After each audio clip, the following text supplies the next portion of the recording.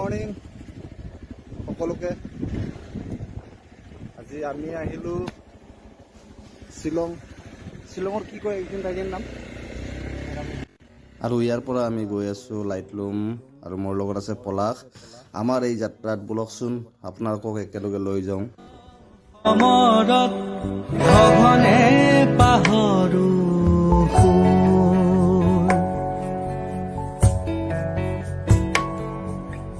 ভাগৰুৱা চকুহাল ভাৱনাও শেষ মোৰ ব্যস্ত সমৰত সঘনে পাহৰো আস্থাহীনতাত জ্বলিছে হিয়া এই সমাজৰ নিয়মবোৰ দুমোজাৰ বোজা এজাক